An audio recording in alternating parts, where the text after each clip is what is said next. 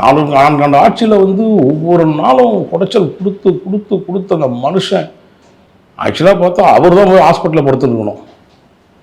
எதையும் தாங்கும் இதயம் வேண்டும் சொன்னார் அண்ணா.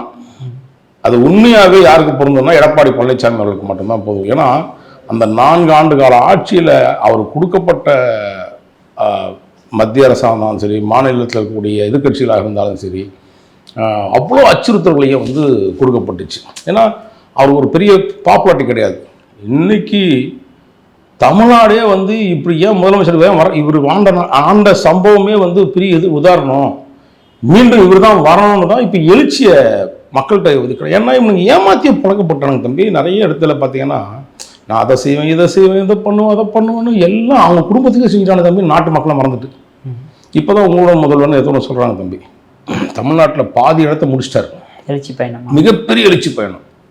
நான் எதிர்பார்க்கல இப்படி ஒரு, அதாவது டிடிவி இல்லாமல், ஓபிஎஸ் இல்லாமல், சசிகலா இல்லாமல், நான் பார்த்த அம்மையார் ஜெயலலிதா அவருடைய காலகட்டத்தில் எப்படி மக்கள் தொண்டர்களும் வந்து ஒரு கரிஸ்மா லீடராக அந்த அம்மாவை பார்த்தாங்களோ அந்த இடத்த இதை தமிழ்நாடு முழுக்கில் பாதி இடத்த தஞ்சாவூர், திருவாரூரில் ஆரம்பித்து கோயம்புத்தூரில் ஸ்டார்ட் பண்ணி மிக பிரம்மாண்டமான வரவேற்பு.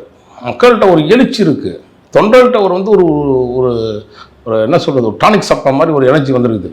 ஏன்னா பிரிஞ்சிட்டு நம்ம ரொம்ப இதாகிட்டோமோ டவுன் ஆகிட்டோமோன்ற காலகட்டத்தை ஒரு எழுச்சியை உருவாக்கிய பயணம் தான் ஆனால் எடப்பாடி அவர்களுடைய பயணம். உண்மையாகவே அது வெற்றி பெற்ற பயணம். பாதி விஷயத்தில் நீங்கள் இப்போ பாருங்கள், இப்போ கிட்டத்தட்ட ஒரு 120 தொகுதிக்கு கவர் பண்ணிட்டாங்க.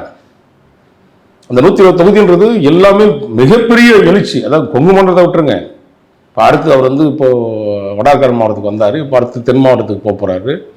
அடுத்து பார்த்தீங்கன்னா இப்போது சென்னை நடத்தி முடிக்க போகிறார். சென்னை நடத்தி நவம்பர் மாதத்தில் முடிக்கும் போது சென்னை ஸ்தம்பிச்சு நிற்கும். சென்னையைத்தான் பெருசாக எங்கள் கோட்டைன்னு சொல்லிட்டு இருக்காங்கல்ல, அது பெரிய ஓட்டை இருக்குன்றதை எடப்பாடி அவர்கள் நிரூபிப்பார்.